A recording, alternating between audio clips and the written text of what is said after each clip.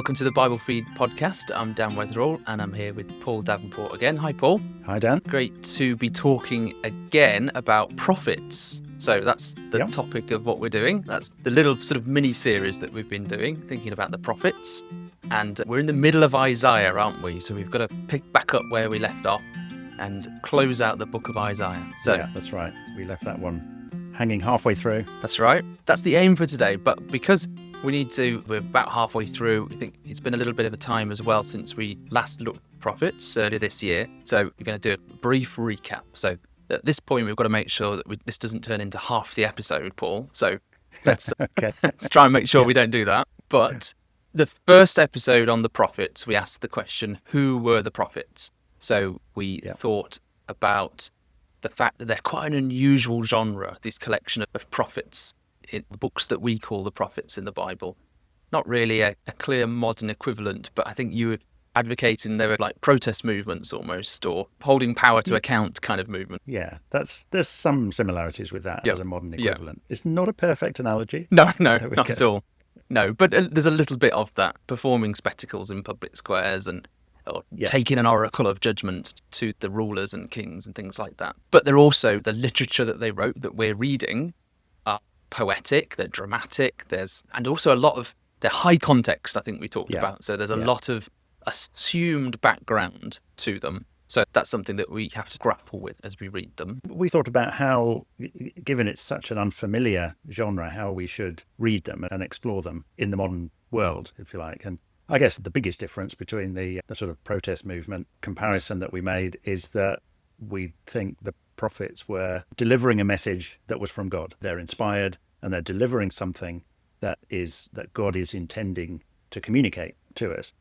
And we sort of explored, again, albeit simplistically, the two sort of extremes as to how the prophets have been read historically, a couple of different approaches. One is, and we looked at some of the headings in, I think it was the King James Bible, that where the chapter is clearly about Israel, the heading of the chapter that the translators have provided is, this is about the church. And it's replace Israel with the church, and these messages are to the church. That's one way in which prophets have been interpreted in the past. Another way is that, the prophets are speaking to an ancient people, Israel, but, about events that are happening in their day, but about things that are future. And embedded and coded into that message to Israel of old are things which the people of old would have no idea about, but it's a sort of encoded message about the end times. And that's another kind of popular way of looking at prophecy. Those two different ways, simplistic and sort of extreme ways, and you wouldn't really double down on either of those methods. And so we talked about a third way of reading and thinking about the prophets, and in particular focusing on them and thinking about them in the context of the covenant, which is a huge part of the Old Testament scriptures, the covenant between God and his people, Israel, and seeing the prophets as these sort of champions of the covenant, or almost covenant enforcers, bringing the people back continually, repeatedly to the covenant. And the whole cycle and message of these prophets is that despite the repeated occasions on which human beings failed to honour their part in that covenant, and that kind of repeated human failing, God sticks with it. He continues to work with human beings. He maintains his covenant. He maintains the promise. And ultimately what starts to emerge is this promise of an individual who would be a deliverer from the underlying kind of problem of human behavior and sin, which would lead to this ideal kind of covenant restoration in which blessings come upon all people. And that's the sort of framework in which to perhaps read the prophets. Good. Okay, thanks for that. So let's move on to the next episode that we did, which is Isaiah part 1. So this is leading directly into what we're going to be talking about now. So we basically went straight through the first half of Isaiah. We thought about the historical context, that kind of thing, which was... Yeah, so we thought, having talked generally about what the prophets were, we'd go into probably the most well-known, not quite the biggest, but one of the biggest prophets. And it's set, certainly the first half of the prophecy is set at the time of this Assyrian crisis in the history of ancient Israel, which is an invasion by Assyrian armies from the north and there are warnings about it for this little kingdom of Judah, with King Ahaz first of all, and then King Hezekiah, who features quite significantly in the prophets, in the Psalms, and in the historical records in Kings and Chronicles. And there's this point in time when Hezekiah is about to die and the city of Jerusalem is about to be taken, and it all looks completely bleak and desperate and without hope. And then there's relief from that situation of what looks like complete hopelessness. And that's an event. It is a historical event. We know when this Assyrian invasion happened and when it failed in 701 BC. So there's good historical and archaeological evidence for that. Yeah. If people really want to go diving into our archives, I think something like episode 7 or something like that, we did the Bible and history and looked at the Hezekiah and evidence around that. So that's something for people to look out. But so the book of Isaiah, I think we talked a little bit about who might have written it. So obviously Isaiah being one prominent candidate for that. Yes. But there's talk of 2 Isaiahs, aren't there? Or sometimes even 3, isn't there? In the scholarly circles, second Isaiah. And we're going to move into the part of the book that's referred to that, aren't we? So did we think a little bit about that? Yeah, so we addressed that a little bit. And so the section we looked at was up to chapter 39, chapters 1 to 39 last time. And now we're going to look at chapters 40 to 66. And because of some of the content and different approaches in the second half, it has been proposed that there's part of it, the first part of it is written by Isaiah of Jerusalem, and then there's a later author that writes the second half more at the time of the Babylonian crisis, the sort of a set of events that happens about 100 years after the Assyrian crisis.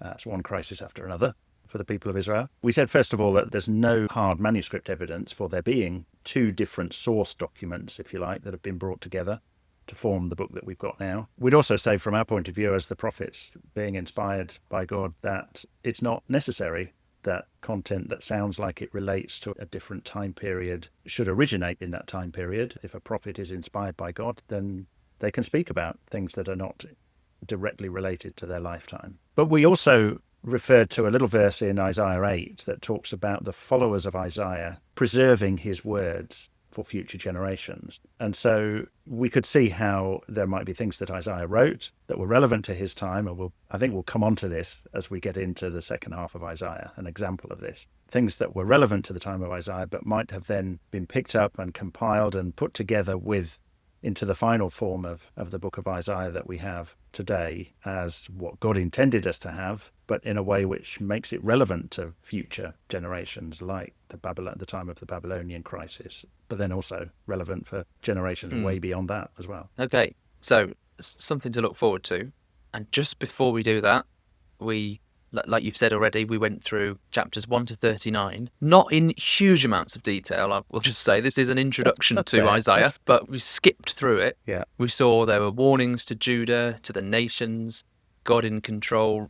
There was reference to hope, that's Eden being restored, things like that.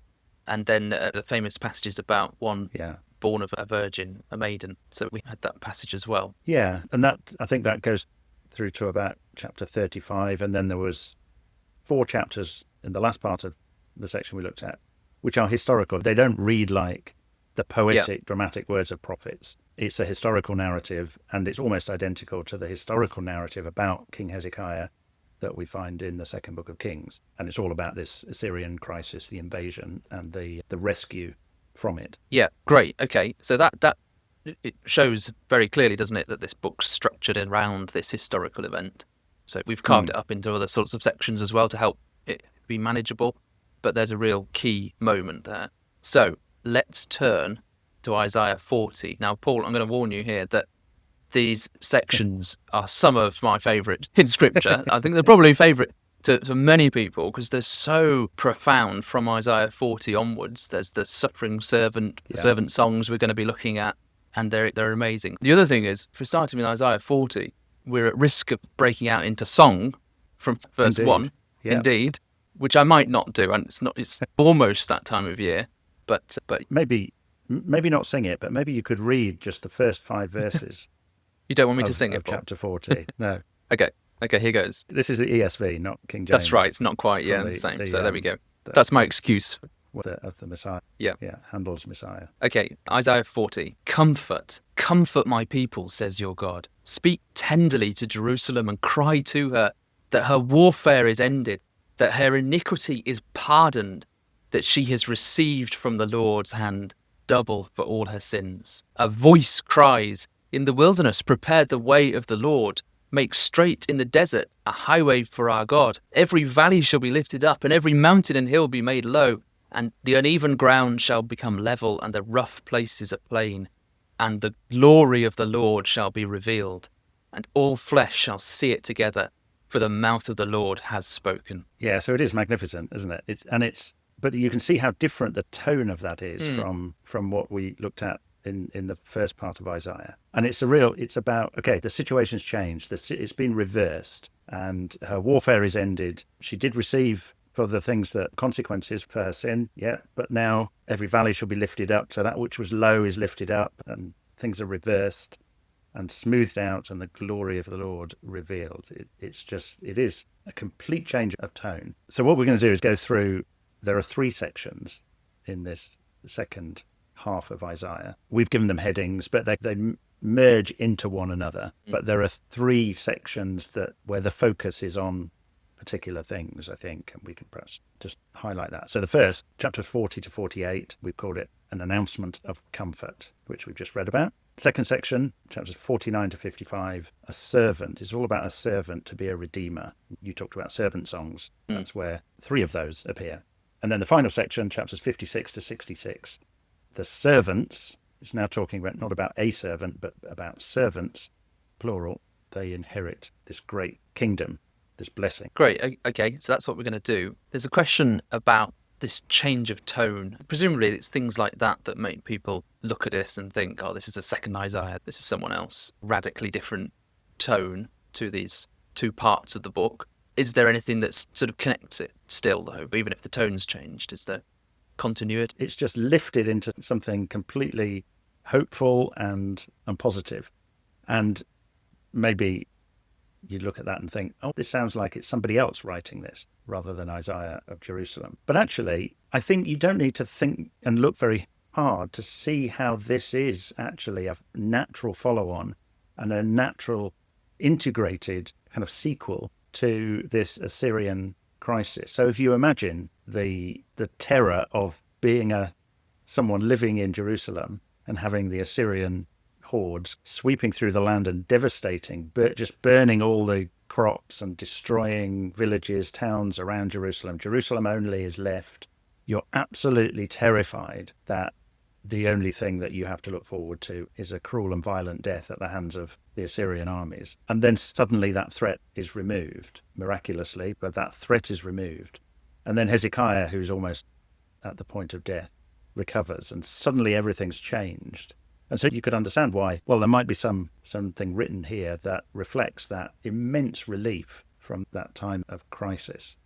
And there are a couple of things. If we go back into the historical accounts, first of all in 2nd Chronicles and chapter 32, and I think it's verse 22 and 23 or something like that. So 2 Chronicles 32 says, "So the Lord saved Hezekiah and the inhabitants of Jerusalem from the hand of Sennacherib, king of Assyria, and from the hand of all his enemies, and he provided for them on every side." So there's a complete reversal. And many brought gifts to the Lord, to Jerusalem, and precious things to Hezekiah, king of Judah, so that he was exalted in the sight of all nations from that time onward. So you have this situation suddenly where Hezekiah is suddenly this king of renown, that the Assyrians have been overthrown and they cannot take Jerusalem because of the intervention of God in the matter. And suddenly he's seen in all the nations around. Suddenly Hezekiah is shining like a light to all the nations around as this king that was faithful to his God, Yahweh, and he was delivered. And there's another reference in 2 Kings chapter 19 and verse 29. So when Hezekiah is in the depths of this crisis, he prays and he receives a reply through Isaiah the prophet, who comes to talk to Hezekiah and says, 2 Kings 19 verse 29, "This shall be the sign for you that he would be delivered. This year eat what grows of itself, and in the 2nd year what springs of the same. Then in the 3rd year and reap and plant vineyards and eat their fruit. And the surviving remnant of the house of Judah shall again take root downward and bear fruit. upward. Out of Jerusalem shall go a remnant. Out of Mount Zion a band of survivors. The zeal of the Lord will do this. So there's great fruitfulness. The land suddenly produces loads of crops, and enough to last for kind of 2 or 3 years, and when previously it had been devastated by the Assyrians. And then there's these surviving remnant that come to Jerusalem. I can't remember whether we mentioned last time Sennacherib's prism, or the Taylor prism. Yeah, I don't think we did. So we might maybe in passing. And that's Sennacherib's record of this campaign in Judah. It confirms that he didn't take Jerusalem. It suddenly stops when he says, "I'm just about to take Jerusalem." And then it stops. But in that he says he took captives from Judah. He says he took 200,150 captives. Kind of sounds like he thinks he's got about 200,000 captives, but he wants to make it sound like an absolutely precise number. So he took captives. But when the Assyrian army is overthrown and has to go, Sennacherib returns to Nineveh, then all these captives are freed and they return.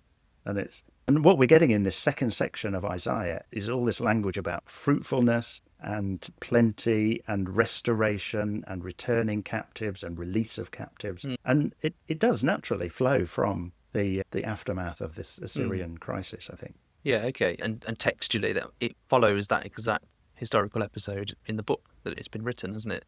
And compiled like that. Okay, so that might make some sort of sense. There's a bit of a problem, isn't there, with Cyrus, though? So you need to maybe convince me a bit more, Paul. So let's just raise that. So that's in Isaiah 40, end of 44 and chapter 45. So this is the other big reason why it just feels like this is about the Babylonian context, the Babylonian crisis, because Cyrus, of course, is the Persian king, and we're talking, I think he issued his decree of telling that the Jewish people could go back to Jerusalem in 537 BC. So we're quite far ahead in time. And so it's Isaiah just reading at the end of chapter 44 about God says of Cyrus, "He is my shepherd. He shall fulfill all my purpose," saying of Jerusalem, "She shall be built," and of the temple, "Your foundation shall be laid."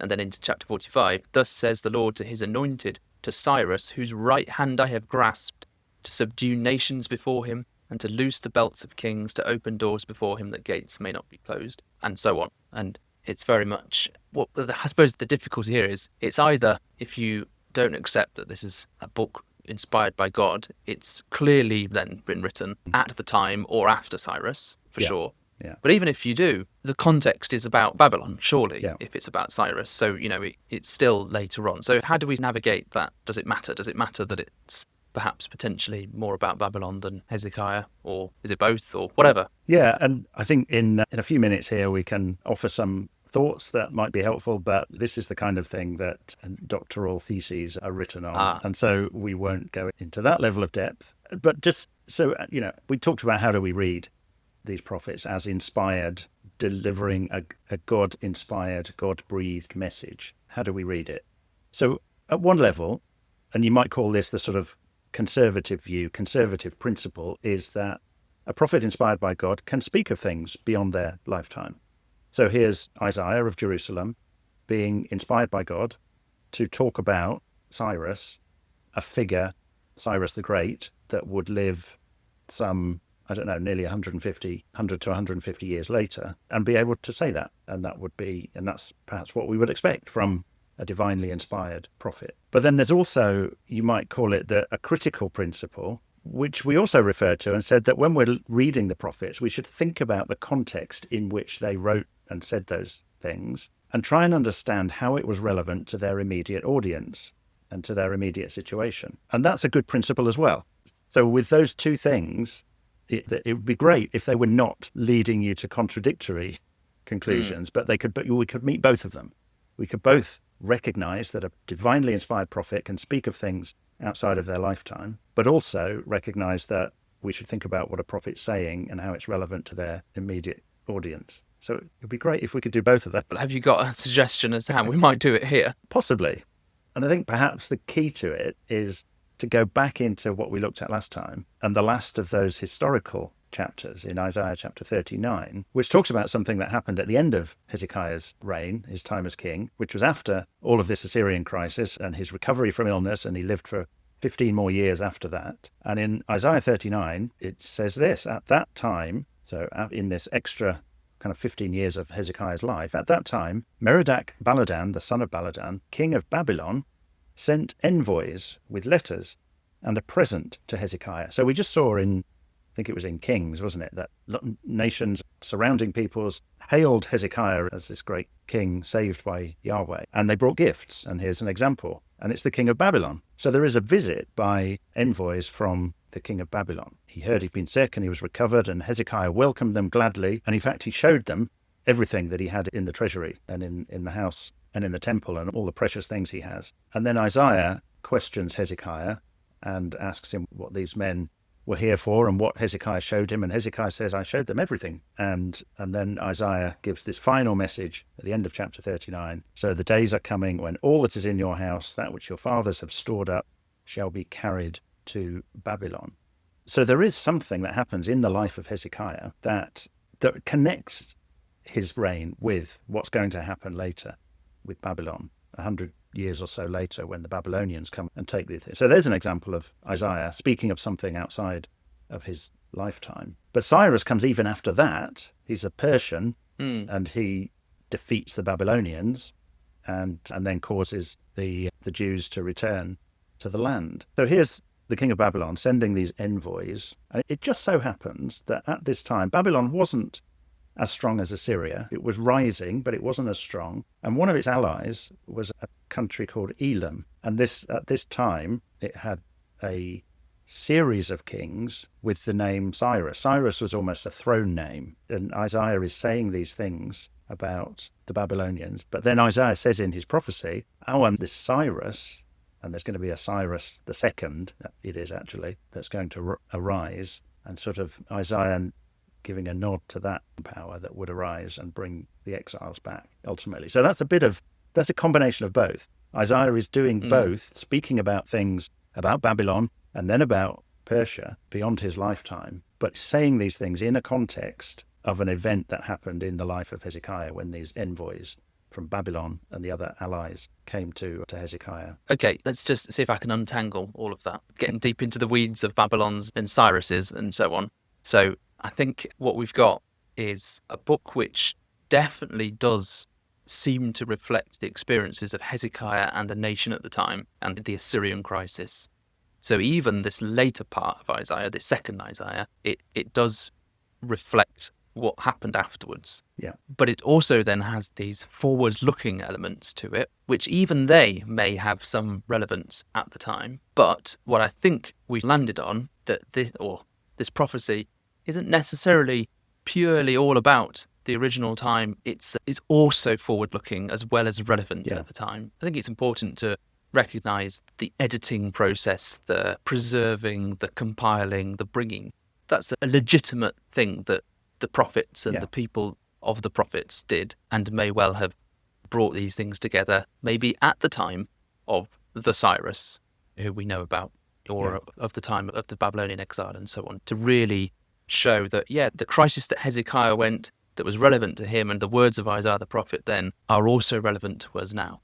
Yeah, but what we're trying to do is look at it from the perspective of, is there a set of circumstances in which it would have made sense to the immediate audience? And we can see that with this Babylonian visit, and you can see why Isaiah would talk about things that would happen with Babylon, use that as a springboard to that.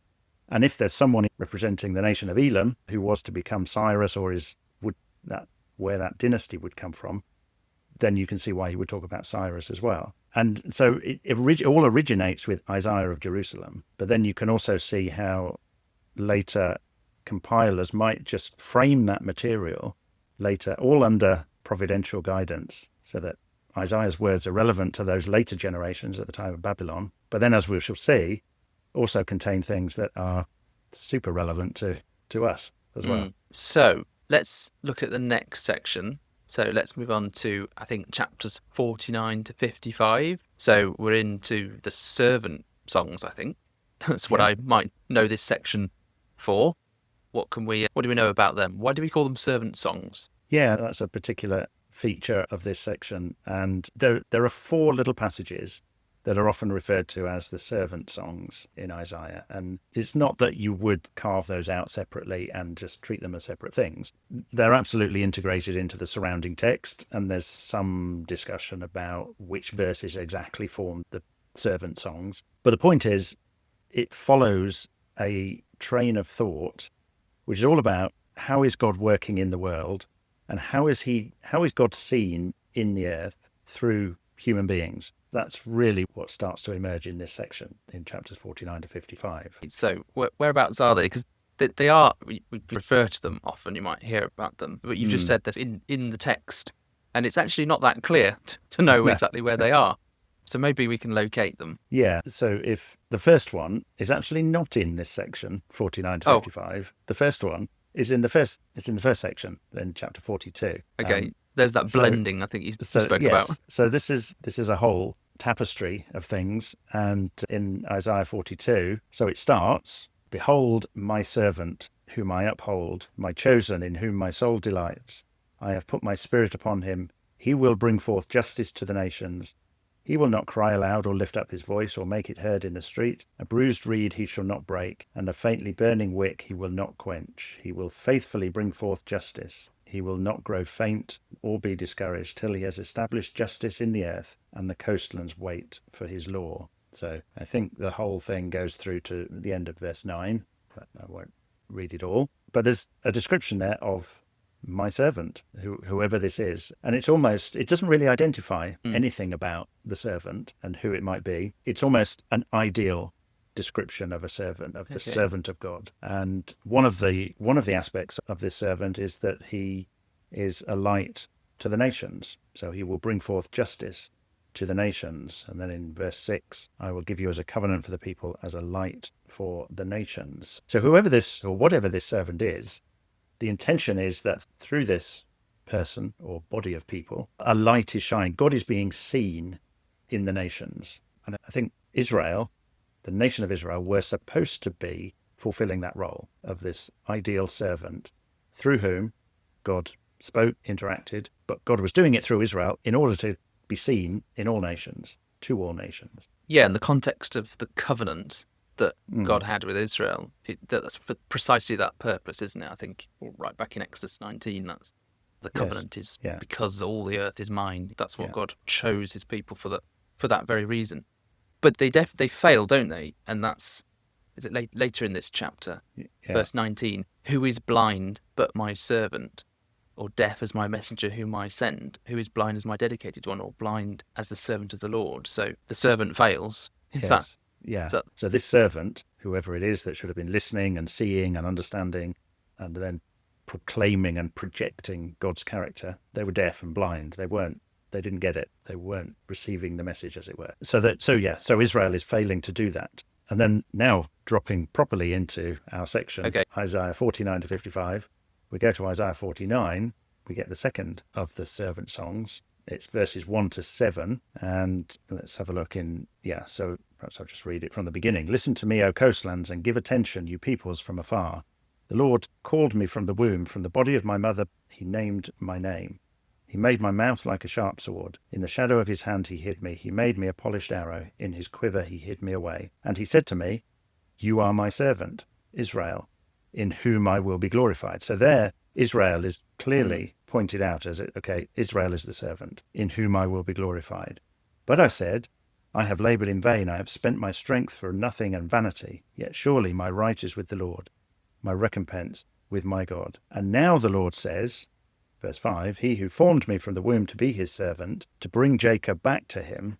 So now it's switched to a singular servant, to be his servant, to bring Jacob back to him, that Israel might be gathered to him. So now there's some individual, as a nation failed collectively, but now there's some individual that will pull Israel back and bring Israel back, that Israel might be gathered. So it starts off, the first one is an ideal servant, not really clear who or what it is. This second song, Israel should have been the servant, but they didn't achieve that. And so there's going to be an individual that starts to be talked about that brings Israel back. And just to be really, really clear, that bringing Jacob back, it's referring to Israel, isn't it? Jacob being the name of the individual who was called Israel, one of the fathers of Israel. So yeah, using that for the whole nation. Okay, yeah, so that's really interesting. A bit of a progression going on. The people failing, so one person out of this nation becomes the individual to try and do it, to be the light to the people, to bring so that they fulfill their covenant. Yeah, and then we go on to the third of these 4 songs, and that's in Isaiah 50, and it's normally highlighted as Isaiah 50 verses 4 to 11. And this sounds now very much more like from the perspective of this individual servant. So it starts, "The Lord God has given me the tongue of those who are taught, that I may know how to sustain with a word him who is weary." So it's this servant. How is he going to fulfill his role? How is this individual going to fulfill the role? "Morning by morning he awakens my ear to hear as those who are taught. The Lord God has opened my ear. I was not rebellious. I turned not backward." So unlike the Israel servant in the first song, who was blind and deaf and didn't hear, here this individual has got God speaking to him and he's attentive, he's listening. "I was not rebellious." And then it starts to say things like, "I gave my back to those who strike and my cheeks to those who pull out the beard. I hid not my face from disgrace and spitting." So it goes on, but it's now from the perspective of this individual and how they are responding to God's will and looking to perform it. Yeah, and it's been really hard as we've started to go through this not to point forward to Jesus yet, but we're probably going to have to now. I mean, that's not a bad thing at all, because these passages are precisely the passages used in the New Testament, aren't they? About Jesus, all around this area. Some specifically from these songs are quoted about Jesus. But and it's really easy to see how that he is that individual. But also trying to root this in the experiences of Isaiah and Micaiah. He's the individual that we've thought about in the historical context, that historical section of Isaiah, that is when all the nation is completely cut up and attacked and failing. He's the one that takes this to God and somehow is a resolution to this.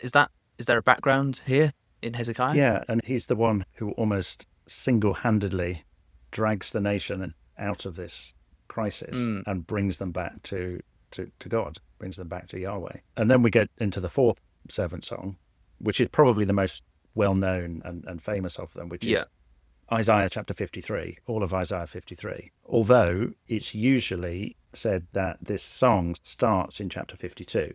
So it starts with chapter 52 and verse 13. "Behold, my servant shall act wisely." You can see why they think it would start there. And then it goes right the way through into chapter 53. And you start to see how, and you can think about Hezekiah in this context as well, how he was treated by the people around him, by those that wanted to make an alliance with Egypt, and that's how they would be saved. And Hezekiah's now saying, no, stick with Yahweh and trust in him. And it talks about his appearance being so marred beyond human semblance, his form beyond that of the children of mankind. So he's deformed by something into chapter 53. "He had no form or majesty that we should look at him, no beauty that we should desire him. He was despised and rejected, a man of sorrows and acquainted with grief, as one from whom men hid their faces. He was despised and we esteemed him not." And so you have this sense of an individual who is deformed and scarred by some terrible illness. Maybe there's some speculation that it was leprosy, or a skin condition like that Hezekiah was, and when he was treated, there was something placed upon the boil, is what it describes it as. So you can see Hezekiah in this, and ultimately this song ends. We won't go on to that yet, maybe. I think we need to find out how this song ends, Paul. Definitely Hezekiah sort of looms large in this context, for sure. So we've got the servant songs. We've got Israel is the servant of God, with a covenant, with a vocation, something that they've got to do and fulfill, to be this light to the nations, to bring all the blessing to the whole world. And yet they fail, it seems. This is what this section is about. But an individual is raised up out of this nation. One of Israel becomes that servant and manages to fulfill it, even though they are despised and are suffering and go through such terrible circumstances. And yet they're the ones through whom there is salvation and blessing and the fulfillment of the covenant. So I can see how Hezekiah sits behind that. Is that good enough? Yeah. In verse 10, that yet it was the will of the Lord to crush him. He has put him to grief. When his soul makes an offering for guilt, he shall see his offspring.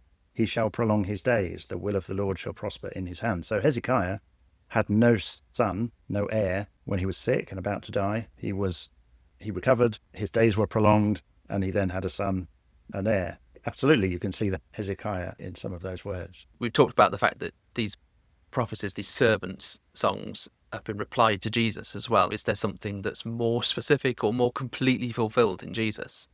Or is Hezekiah's fulfillment the original, the first and best fulfillment? Yeah, and there's something particularly through this Isaiah chapter 53 that is hanging there as a question, which is this individual, is he going to die as a result of this? So there's descriptions like, okay, he's stricken, he's despised, he's suffering in all these ways. And then in verse 7, he's like a lamb that is led to the slaughter. So does this mean he's going to die? And we know what happened with Hezekiah. He recovered. But then finally, I think it's in verse 12, therefore I will divide him a portion with the many, and he shall divide the spoil with the strong, because he poured out his soul to death and was numbered with the transgressors, yet he bore the sin of many and makes intercession for the transgressors. So it finally, the question is hanging there, is he going to die? And then it finishes, yes, he does die. But out of that comes the intercession for transgressors and for sin. So it's something even more extreme than Hezekiah experienced. And it's more than a near-death experience. It is an actual death. This individual pours himself out to death. And that's where you see, obviously, a fulfillment only in Jesus of these remarkable words of Isaiah. Yeah, okay, wonderful. Let's think about this next and final chunk of Isaiah that we've carved up.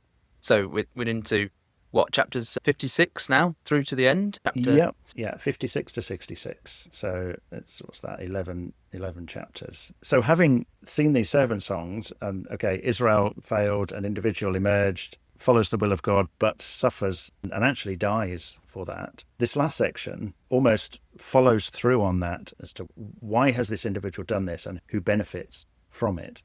Because the focus switches to talk about a multitude of servants being blessed as a result of what this one servant has done. So, for example, in Isaiah 56 and verses 6 and 7, so the foreigners who join themselves to the Lord and to minister to him, to love the name of the Lord and to be his servants, everyone who keeps the Sabbath and does not profane it and holds fast my covenant, these I will bring to my holy mountain and make them joyful in my house of prayer. So there is now to be his servants. So yes, and again in Isaiah 65, verse 8, thus says the Lord, as the new wine is found in the cluster, and they say, do not destroy it, for there is a blessing in it. So I will do for my servants, plural, sake, and not destroy them. I will bring forth offspring from Jacob, and so on. So the focus has changed away from the individual to this multitude of servants who are blessed as a result of what the single individual servant has done. Great. And then you get this really famous section in Isaiah 65, verse 17. So the new heavens and new earth. Behold, I create new heavens and a new earth. The former things shall not be remembered. And that's remarkable. What's that all about? What does it even mean? Yeah. And there's a whole set of concepts there, aren't there, in new heavens and new earth, a sort of recreation out of a crisis for creation, if you like. There is a time of renewal, change of world order. And we're right at the end of Isaiah now, in Isaiah 65, the second from last chapter in Isaiah's prophecy. And if you recall right at the beginning, I think it was in the second chapter, there is that description that we read about, it shall come to pass in the latter days, the mountain of the house of the Lord shall be established as the highest of the mountains. All nations shall flow to it. And there is this Eden language and recreation. And here it is. This is how the book of Isaiah reaches its conclusion, with another description of that new heavens, new earth, and new world order instituted to the glory of God. Wow. Yeah. Okay, great. That seems like the point where we just need to stop and think through what we've covered. Yeah. The whole of Isaiah. Maybe that's proved to be too hard. You'll have to decide. If you've listened all this way to these 2 episodes and you're still none the wiser of what Isaiah is about, then listen to this summary now. Okay, so I'm going to summarize it. I think what we've looked at is we've thought about this book in its historical context. We've thought about Isaiah as a prophet and the literature of this book as the words of a prophet, and they are of their time, embedded in the life and experiences of Hezekiah, the king of Judah. around the time of the Assyrian crisis. So that's where they're rooted, where the Isaiah was. The kingdom almost fell. It was so close to being destroyed and wiped out. The seed of the house of David, the offspring of the house of David, cut off from the land of the living and gone. Almost died, but rescued. And Sennacherib didn't take the city. And therefore, this one person could bring about blessing and salvation and restore the nation of Israel. So there's that kind of historical background, and that's what Isaiah is tracking with, possibly all the way through the judgment of because of the rebellion of Israel and the justice that needs to come, but judgment on nations as well, and then restoration out of that, what could be a hopeless situation, and then looking forward to the future vision of new heavens and new earth through the experiences of someone. And it's all pointing forward, isn't it? The story points forward to someone else who come in the New Testament, what we call the New Testament, who is Jesus, who is the one of humanity, of us, who, because we've all failed, is able to rescue humanity from bondage, from oppression, from slavery, from sin, and it's through his suffering, like we've seen through Hezekiah, like the servant songs and things like that. There's a lot in Isaiah and a lot we haven't looked at all, but if you're dipping in and out of it or reading it at all, there's a little, hopefully, some kind of framework to sit your studies within. Is that fair? Yeah. Very good. Very good summary. And there's a shape to the story rooted in this life of Hezekiah, an extraordinary life. And the shape of that story, because we know about, you can see that's a Jesus-shaped story.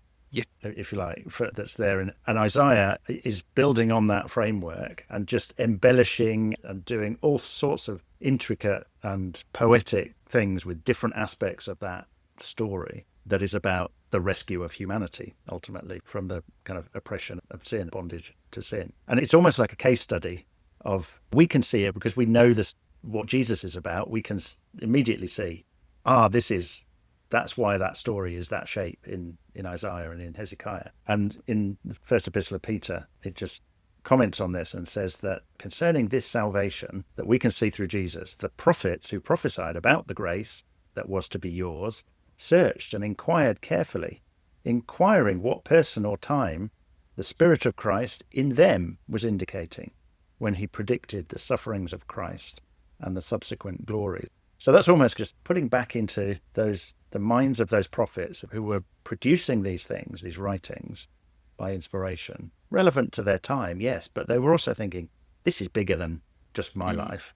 How is it speaking of something so much bigger and greater and universal? And that's ultimately Jesus. It certainly is. Thanks a lot, Paul, for taking us through that. So we've done 3 episodes now on prophets. We did the intro. We've done a 2-parter on Isaiah, and hopefully... Perhaps should have been 3 parts, but... Should have been a lot more than 3, Paul. But there we go. When we started these introduction to books, that was the challenge that was set for us, and we've ticked one of those difficult ones off. And now we've got 12 little ones to do. If that's what we're going to tackle next, that's what we said we were going to do. What could possibly go wrong? 12 minor prophets, or are they indeed minor? And because it's taken us 2 episodes to do Isaiah, we're going to do 12 in one. I think that's fair, isn't it? So that's the plan. Whether or not that's the next episode or whether there's another one in between, who knows? We'll see. But we'll at some point look out for the Book of the 12 as we go through that. So yeah, thanks very much. Thanks for taking us through that, Paul. Thanks everyone for listening. And remember to follow us on all the socials. Hopefully you've enjoyed this, you're subscribing and finding the podcast wherever you get your podcasts.